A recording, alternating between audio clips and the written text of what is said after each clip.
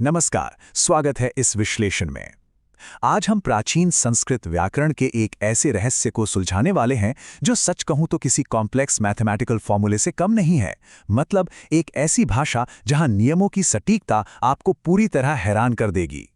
आज हम देखेंगे कि कैसे अलग-अलग शब्द आपस में जुड़कर एकदम सटीक और अखंड अर्थ बनाते हैं। तो चलिए, बिना किसी देरी के इस विषय की गहराई में उतरते हैं। आगे बढ़ने से पहले फटाफट देख लेते हैं कि आज के हमारे मुख्य विषय क्या होंगे।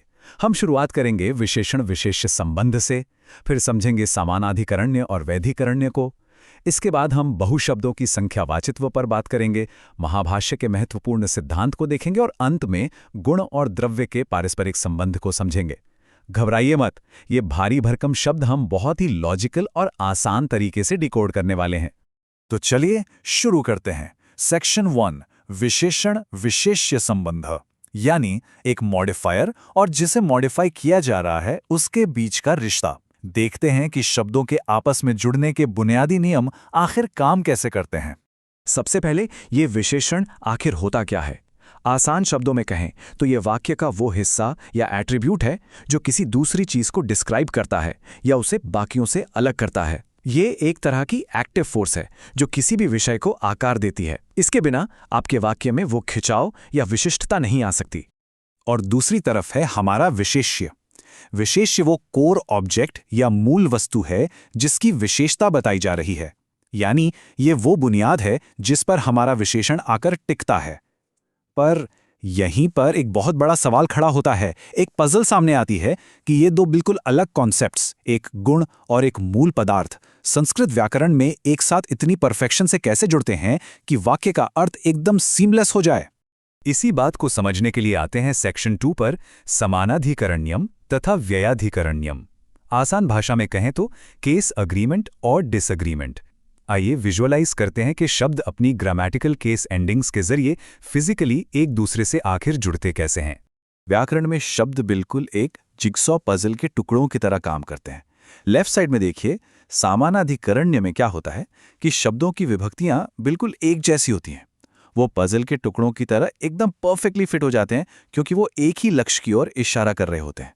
लेकिन राइट साइड में व्ययाधिकरण्य के अंदर शब्दों की विभक्तियां अलग अलग होती हैं, तो उन्हें जोड़ने के लिए हमें एक जटिल स्ट्रक्चरल ब्रिज की जरूरत पड़ती है, जैसे कि कोई एक्शन एक्सेसरी रिलेशनशिप।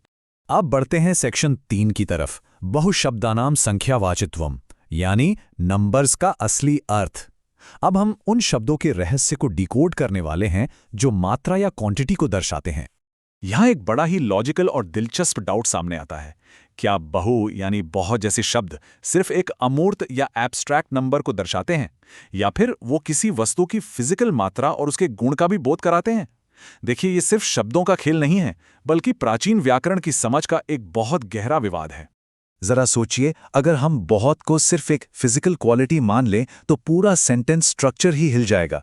मान लीजिए एक मूल पदार्थ अकेला है, सिंगुलर है, पर उसमें गुण बहुत का है, तो उसके साथ आने वाली क्रिया यानी वर्ब की विभक्ति क्या होगी, एकवचन या बहुवचन? सिंटैक्स का नियम कहता है कि कर्ता की संख्या और क्रिया की एंडिंग में एकदम सटीक तालमेल होना चाहिए। अगर बहुत सिर्फ एक गुण है तो यहाँ क्रिया की सटीकता पूरी तरह से टूट जाती है। इस स्ट्रक्चरल क्राइसिस को सुलझाने के लिए हम आते हैं सेक्शन 4 पर, महाभाष्य का महत्वपूर्ण सिद्धांत। चलिए इस इन्वेस्टिगेशन में सीधे महान व्याकरणाचार्य महर्षि पतंजलि को ही एक्सपर्ट विटनेस के तौर पर बुलाते हैं। पतंजलि के महाभाष्य पर आधारित ये कोट इस पूरी उलझन का अल्टीमेट सॉल्यूशन है। वो कहते हैं कि उन शब्दों में जो बहुत को व्यक्त करते हैं, अगर वो केवल पदार्थ का ही बोध कराते तो बहुवचन की विभक्तियां हर जगह गलत तरीके से लगने लगती। मतलब अगर मात्रा वाले शब्द सिर्फ वस्तु को ही दर्शाते तो प्लूरलाइजेशन के जो सख्त नियम है वो पूरी तरह से धराशायी हो जाते। तो यहां से जो रिजोल्यूशन निकल कर आता है वो है संख्या मात्र वाचिता।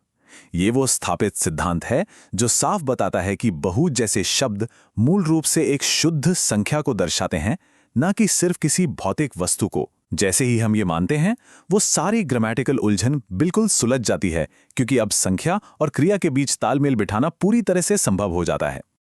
और अब हमारा आखिरी हिस्सा, सेक्शन 5, गुण और द्रव्य का पारस्परिक संबंध, क्वालिटी वर्सेस सब्सटेंस। यहाँ हम थोड़ा और गहराई में जाकर समझेंगे कि एक गुण और उसके मूल पदार्थ के बीच आखिर क्या रिश्ता होता है। स्क्रीन पर इस मैट्रिक्स को देखिए। अगर एक गुण पूरी तरह से पदार्थ पर निर्भर है तो वो बिल्कुल उसी विभक्ति और लिंक को अपना लेता है जो उस पदार्थ का होता है, यानी वो एक सबॉर्डिनेट क्वालिटी की तरह काम करता है। लेकिन अगर वो आज़ाद है, जैसा कि शुद्ध संख्याओं के मामले में होता है, तो वो पदार्थ से आज़ाद होकर एक प्राइमरी न्यूमेरिकल वैल्यू की तरह अपनी स्वतंत्र पहचान बनाता है। तो चलिए इस पूरी पजल की लॉजिकल चेन को एक साथ जोड़ते हैं। स्टेप 1, हमने क्रिया की विभक्तियों के विरोध वाले ग्रामेटिकल डाउट को स्वीकार किया। स्टेप 2, हमने पतंजलि का वो रूल अप्लाई किया कि मात्रा बताने वाले शब्द शुद्ध संख्या होते हैं। और स्टेप 3, जैसे ही हमने ये किया, बूम, वाक्य में कर्ता और क्रिया की एंडिंग के बीच एक परफेक्ट सिंटैक्टिक हार्मनी स्थापित हो गई। ये बिल्कुल वैसा ही है जैसे किसी बहुत ही मुश्किल गणितीय समीकरण को पूरी सटीकता के साथ हल कर लिया गया हो। इस अद्भुत और रोचक विश्लेषण को हम एक आखिरी सवाल के साथ खत्म करेंगे।